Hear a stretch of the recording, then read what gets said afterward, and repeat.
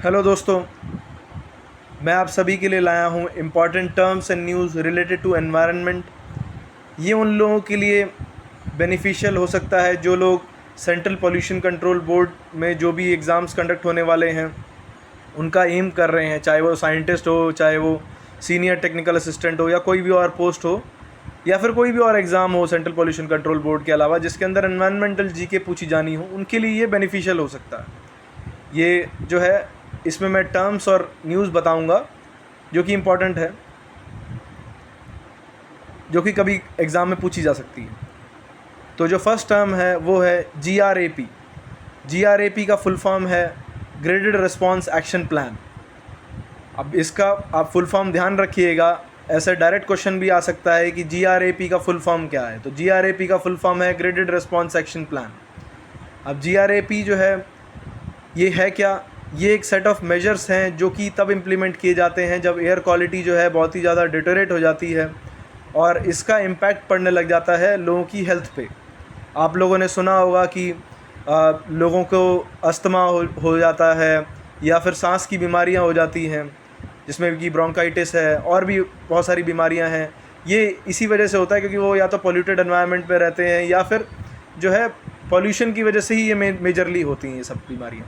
तो इन बीमारियों को फैलने से रोका जाए, इसके लिए जो है गवर्नमेंट जो है कुछ काउंटर मेजर्स लेती है ताकि जो है पॉल्यूशन कंट्रोल किया जाए और एयर क्वालिटी को इम्प्रूव किया जाए। तो GRAP वही एक मेजर है, सेट ऑफ इमरजेंसी मेजर है, जो कि रेस्ट्रिक्ट करता है एयर क्वालिटी को फर्दर डिटोरेट होने से। अब इसमें क्या किया जाता है GRAP के अंदर? GRAP के अंदर जो है एयर क्वालिटी को डिटोरेट होने से बचाने के लिए जो भी गाड़ियाँ ज़्यादा पोल्यूशन जो है जो फैलाती हैं गाड़ियाँ, उन पे चालान किया जाता है, उनको फ़ाइन किया जाता है। और आपने देखा होगा दिल्ली NCR में जो लोग रहते हैं आप लोगों ने देखा होगा कि सर्दियों के टाइम पे जब फॉग हो जाता है तब गाड़ियों से, टैंकर से पानी छिड़काव किया जाता है रोड्स पे, ताकि जो है डस्ट जो है वो एयर के साथ जब हवा में उड़ जाए तो वो पोल्यूशन क्रिएट ना करे।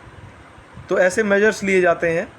तो जब एयर क्वालिटी ज़्यादा डिटोरेट हो जाती है तो GRAP को इम्प्लीमेंट कर दिया जाता है।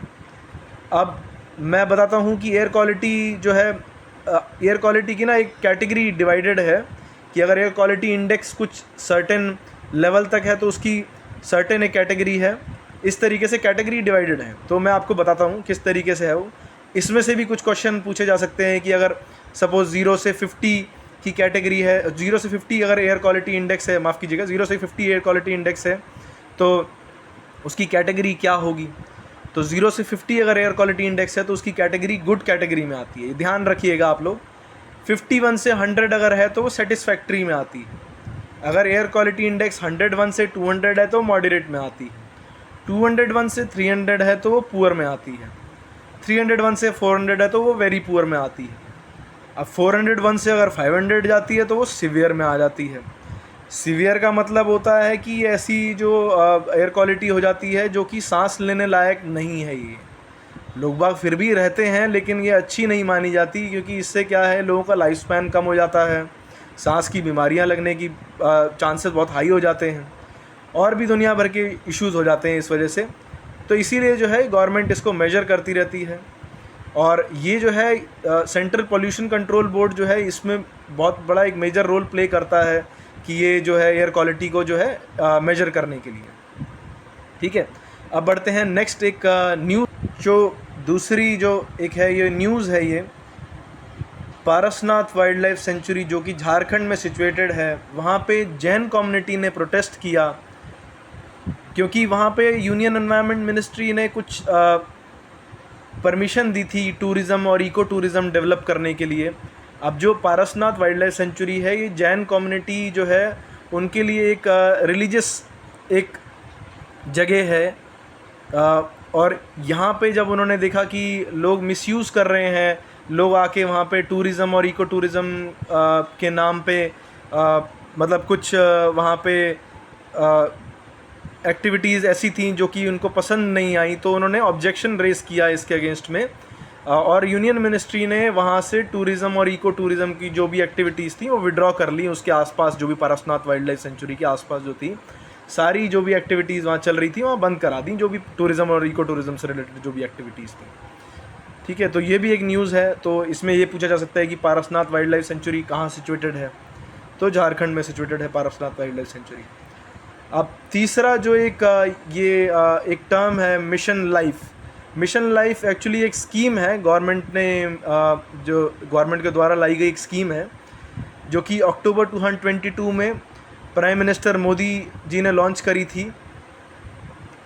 और ये क्या है, एक ग्लोबल मास मूवमेंट है जो कि इंडिविजुअल और कलेक्टिव एक्शन चाहता है सभी लोगों से, या तो इंडिविजुअली पार्टिसिपेट करें या फिर कलेक्टिव एफर्ट दें इसके अंदर, ताकि जो है हम लोग प्रोटेक्ट कर पाएँ और प्रिजर्व कर पाएँ एनवायरनमेंट को। अब पहले तो एक और चीज़ है इसके अंदर कि मिशन लाइफ से लाइफ का फुल फॉर्म पूछा जा सकता है इसके अंदर।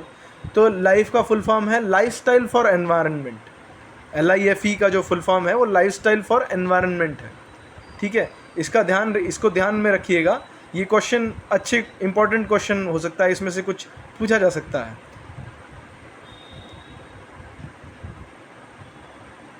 अब हम चलते हैं चौथी जो है एक न्यूज़ के ऊपर। अब G20 आप लोगों ने सुना होगा, अभी G20 मीटिंग हुई है, वो इस बार इंडिया में हो रही है। तो G20 की फर्स्ट जो एनवायरनमेंट और क्लाइमेट सस्टेनेबिलिटी वर्किंग ग्रुप की जो मीटिंग हुई है, जिसके शॉर्ट फॉर्म में ECSWG भी बोलते हैं, ये मीटिंग 9 से 11 फरवरी को हुई है और ये बेंगलोर में हुई है। ठीक है, ध्यान रखिएगा, environment and climate sustainability working group की जो मीटिंग हुई है ये बेंगलोर में हुई है। मैं अभी एक यूपीएससी का कोई एक पेपर देख रहा था, तो उसके अंदर भी शायद से एक क्वेश्चन पूछा गया था। अब मेरे को एग्जैक्टली याद नहीं है, लेकिन ये इससे आ रखा है क्वेश्चन किसी एक एग्ज़ाम में, इसी पे रिलेटेड एक क्वेश्चन आ रखा है, इसी न्यूज़ पर रिलेटेड एक क्वेश्चन आ रखा है। तो इसको ये इंपॉर्टेंट हो जाती है, आप ध्यान रखिएगा ये चीज़। अभी चलते हैं पांचवी न्यूज़ के ऊपर। श्री भूपेंद्र यादव जो कि यूनियन मिनिस्टर हैं एनवायरनमेंट, फॉरेस्ट और क्लाइमेट चेंज के, उन्होंने सेव वेटलैंड्स कैंपेन लॉन्च किया है, वो गोवा में लॉन्च किया है। तो ये पूछा जा सकता है, ऐसा क्वेश्चन बना सकते हैं कि सेव वेटलैंड्स कैंपेन कहाँ लॉन्च हुआ है, किसने लॉन्च किया है, तो ये क्वेश्चन आ सकते हैं इसमें। अब मूव करते हैं सिक्स्थ न्यूज़ के ऊपर। सिक्स्थ न्यूज़ है कि हमारे देश में जो है चीता एक्सटिंक्ट हो गए थे, चीता पाए जाने बंद हो गए थे। तो इसके लिए गवर्नमेंट ने जो है चीता का रीइंट्रोडक्शन किया था, वो साउथ अफ्रीका के साथ कोलैबोरेशन करके वो इंटर गवर्नमेंट एक एग्रीमेंट हुआ था, उसके बेसिस पे चीता को रीइंट्रोड्यूस करने का प्लान किया गया था और हो भी गया है। इस टाइम पे साउथ अफ्रीका से चीता लाए गए हैं। अनफॉर्चुनेटली उसमें से कुछ चीता मर भी गए हैं, लेकिन हैं अभी चीता अभी ज़िंदा है कुछ। तो let's hope for the best, हमारे देश में फिर दोबारा चीता आए, चीता की पॉपुलेशन बढ़ जाए हमारे देश में। ठीक है, मूव करते हैं सेवन्थ पॉइंट पे। अब जो है ये करंट इनिशिएटिव्स हैं गवर्नमेंट के। एक्चुअली अब क्या है कि एग्ज़ाम्स में ऐसी स्कीम्स भी पूछी जा सकती हैं कि कोई जो लेटेस्ट जो स्कीम है उससे रिलेटेड क्वेश्चन आ सकते हैं, या उसके स्कीम कब लॉन्च करी थी, किसने लॉन्च करी थी, और स्कीम का बेसिक मतलब क्या है, वो स्कीम किस लिए लॉन्च करी गई थी, इस पर भी क्वेश्चन आ सकते हैं। तो मैं अभी कुछ आपको स्कीम बताने वाला हूँ। जैसे कि पहली स्कीम है वो है अमृत धरोहर स्कीम। ये फाइनेंस मिनिस्टर ने यूनियन बजट में जो है ये लॉन्च करी थी। 2023-24 का जो यूनियन बजट हुआ था उसमें लॉन्च करी गई थी ये स्कीम, और इस स्कीम को 3 साल के पीरियड में जो है इसको इम्प्लीमेंट किया जाएगा। अब इस स्कीम से क्या करा जाएगा जो कि एनवायरनमेंट को इम्पैक्ट करेगा, जो कि एनवायरनमेंट को पॉजिटिवली इम्पैक्ट करेगा, वो क्या होगा इस स्कीम के अंदर। इसके अंदर जो है ऑप्टिमल यूज़ ऑफ वेटलैंड्स करा जाएगा। वेटलैंड क्या होता है, जो भी जगह जैसे पॉन्ड हो गए, लेक्स हो गई, या फिर कुछ ऐसे एरिया जो कि इंटरनेशनली जो है या फिर जो नेशनल इम्पोर्टेंस के जो एरिया हैं, जहाँ पे जो है पानी के कुछ स्रोत ऐसे हैं जो कि, या पानी के कुछ जो जलाशय या फिर आप बोल दें उनको जल प्रपात ऐसे हैं जो कि बहुत ही इम्पॉर्टेंट हो जाते हैं वहाँ के जो एरिया के लिए। तो उन एरिया को इम्पॉर्टेंट क्लेम किया गया है, इम्पॉर्टेंट उनको टर्म कर दिया गया है, तो उनको क्लासिफाई कर दिया है इम्पॉर्टेंट जो है वेटलैंड्स में। तो उनको किस तरीके से यूज़ किया जाए ताकि जो है आगे आने वाली जनरेशन है वो भी अच्छे से इसको यूज़ कर पाए। ऐसा ना हो कि हम ही यूज़ कर पाएँ, आगे वाली जनरेशन के लिए ये सब बचे ही ना। तो उनको ऑप्टिमल यूज़ किस तरीके से किया जाए, और बायोडाइवर्सिटी को एनहांस किस तरीके से किया जाए, इको टूरिज़म कैसे डेवलप किया जाए, और लोकल कम्युनिटीज़ के लिए इको टूरिज़म के थ्रू कैसे इनकम जनरेट करी जाए। ये सब चीज़ें जो है अमृत धरोहर जो स्कीम है उसमें जो है इस सब से रिलेटेड कुछ ना कुछ जो है मेजर्स इसमें अपनाए जाएंगे स्कीम के थ्रू। अब दूसरी स्कीम जो है वो है मिष्टी। मिष्टी का फुल फॉर्म है mangrove initiative for shoreline habitats and tangible incomes. ये ध्यान रखिएगा, mangrove initiative for shoreline habitats and tangible incomes. ये जो है मैंग्रोव आप लोगों ने सुना होगा, समुद्र के किनारे जो है, जो लोग मुंबई कभी आए हैं या फिर मुंबई में ही रहते हैं उन लोगों ने देखा भी होगा। मैंग्रोव जो है समुद्र के पानी को जो है रेजिडेंशियल एरिया में आने से या जो भी एक सर्टेन लिमिट्स के आगे आने से रोकता है। इसके बहुत बेनिफिट होते हैं। अदरवाइज़ अगर ये मैंग्रोव्स ना हो तो जो है जो भी समुद्र का जो पानी है वो धीरे धीरे करके आगे बढ़ना शुरू कर देगा। मैंग्रोव जो है उसको रेस्ट्रिक्ट करता है और सॉइल को जो है वो पकड़ के रखता है ताकि जो है उससे आगे पानी ना आए और जो है हार्मफुल, मतलब इसका जो है इम्पैक्ट और लोग जो रेजिडेंशियल एरिया में रह रहे हैं उन पे ना पड़े। ठीक है, तो उसका डेवलपमेंट के लिए जो है ये स्कीम लॉन्च करी गई है, मैंग्रोव के डेवलपमेंट के लिए लॉन्च करी गई है और उनके प्लांटेशन की जो प्रैक्टिसेस हैं, जो बेस्ट प्रैक्टिसेस हैं उसको इम्प्लीमेंट करने के लिए लॉन्च करी गई है। बेसिकली मैंग्रोव के कंजर्वेशन के लिए ये मिष्टी स्कीम जो है लॉन्च करी गई है। अब जो तीसरी जो स्कीम है वो है पीएम प्रणाम। पीएम प्रणाम जो है, पीएम से तो प्राइम मिनिस्टर है, प्रणाम से है promotion for alternative nutrients for agriculture management योजना।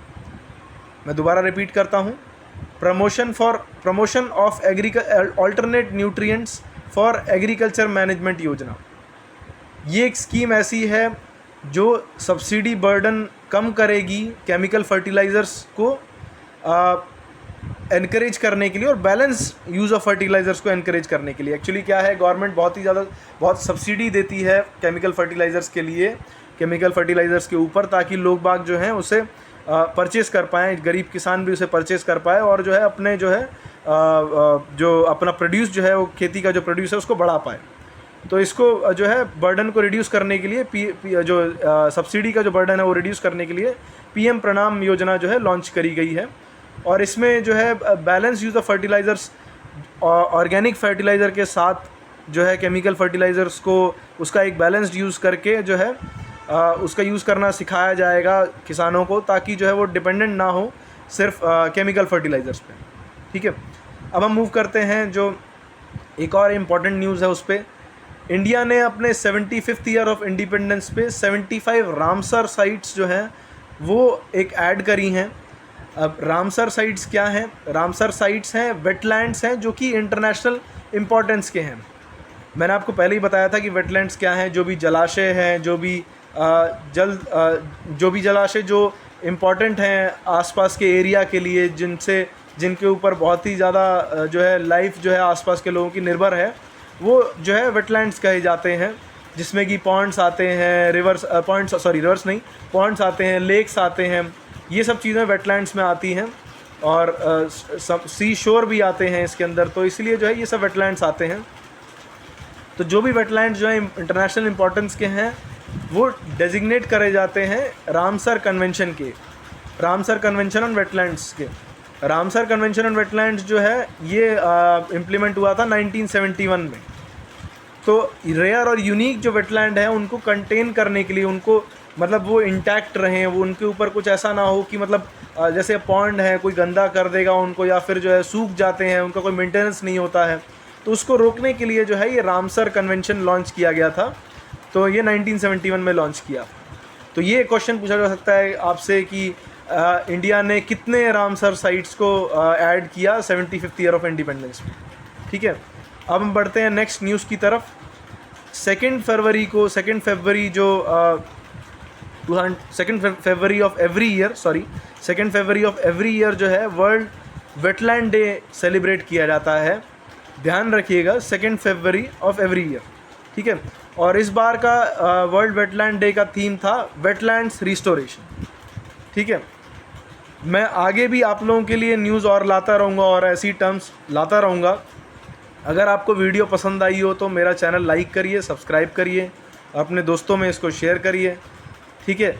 मैं आपके लिए ये जो वर्ड फाइल जो है मैं आपको अटैच कर दूंगा इस वीडियो के साथ में ही, और मैं नेक्स्ट वीडियो भी जल्दी ही लेके आऊँगा, एक आध दिन के अंदर मैं नेक्स्ट वीडियो भी लेके आऊँगा, ठीक है। तब तक मिलते हैं आपसे। Okay, thank you.